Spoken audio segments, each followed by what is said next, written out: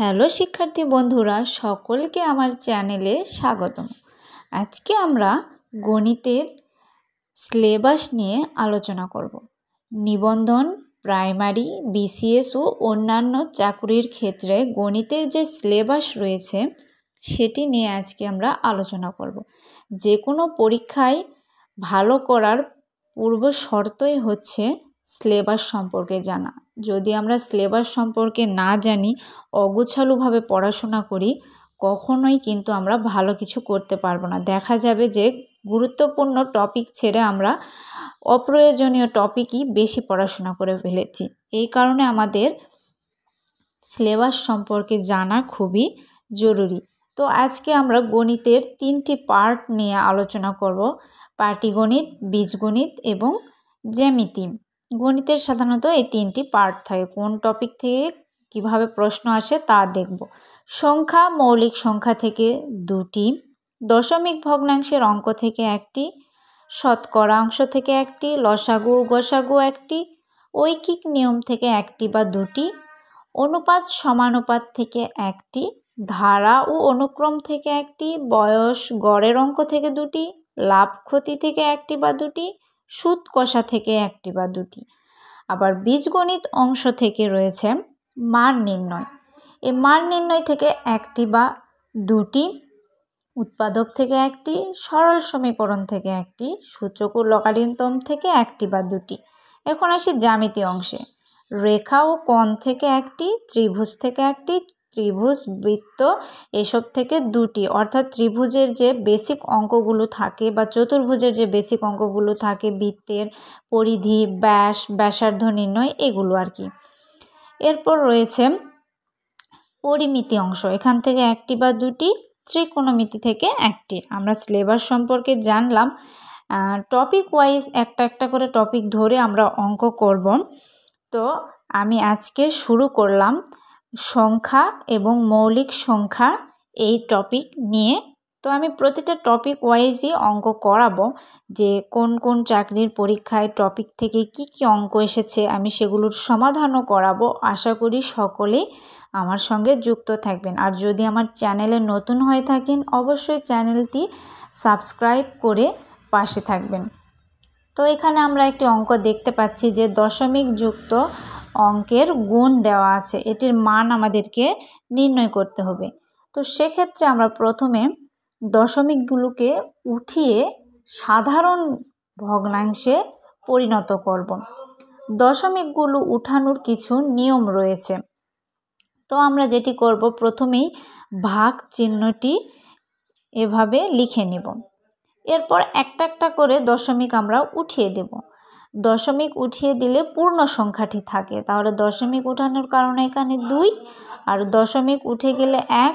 দশমিকের পরে যেই কয়েকটা সংখ্যা থাকবে সেই কয়েকটা শূন্য আমাদের বসাইতে হবে, যেহেতু দশমিকের পর 1টি সংখ্যা তাই 1টি শূন্য।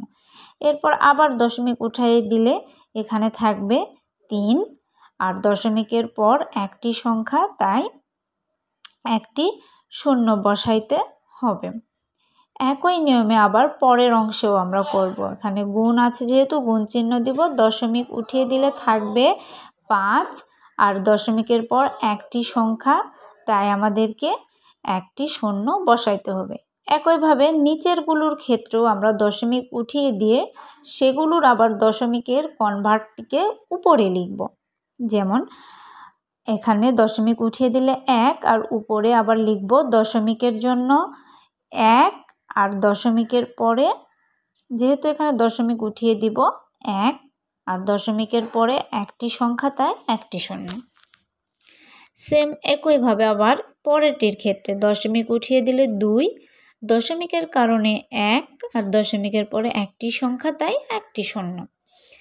এবার পরেরটির ক্ষেত্রে দশমিক উঠিয়ে দিলে থাকবে দশমিক উঠানোর পর 2, এরপর দশমিকের জন্য 1, আর দশমিকের পরে 1টা 2টি সংখ্যা তাই 2টি শূন্য। এখন এটিকে আমরা কাটাকাটি করব। 10 কেটে দিব, এখানে 1টা শূন্য, উপরে 1টা শূন্য কেটে দেব। তাহলে আমাদের অবশিষ্ট কি রইল সেটিকে আমরা একটু লিখে নেব। 2 গুণন 3 গুণন 5 গুণন 10। আর নিচে আমাদের কি রয়েছে 2 গুণন 2। এখন এটিকে আমরা আবার কাটাকাটি করব। 2 2 কেটে দিব, 10কে 2 দ্বারা কাটলে হয় 5। তাহলে অবশিষ্ট রইল 3 গুণন 5 গুণন 5। তাহলে গুণ করলে হচ্ছে 5 5 25, 25 গুণ 3 করলে 75। সঠিক উত্তর হবে 75। আশা করি সকলে বুঝতে পেরেছেন। যদি বুঝতে না পারেন অবশ্যই কমেন্ট করে জানাবেন। এরপর আরেকটি অঙ্ক আমরা করব। 1 থেকে 30 পর্যন্ত মৌলিক সংখ্যা রয়েছে কয়টি? আমরা জানি 1 থেকে 100 পর্যন্ত মৌলিক সংখ্যা রয়েছে 25টি। তো এই মৌলিক সংখ্যা মনে রাখার একটি ছন্দ রয়েছে। 4 4 2 2 3 2 2 3 2 1। অর্থাৎ এখানে 4 বলতে 1 থেকে 10 পর্যন্ত সংখ্যার মধ্যে মৌলিক সংখ্যা রয়েছে 4টি, 11 থেকে 20-এর মধ্যে 4টি, 21 থেকে 30-এর মধ্যে 2টি, 31 থেকে 40-এর মধ্যে 2টি, এভাবে পর্যায়ক্রমে 100 পর্যন্ত দেওয়া রয়েছে। তাহলে আমাদের প্রশ্নে আছে 1 থেকে 30 পর্যন্ত।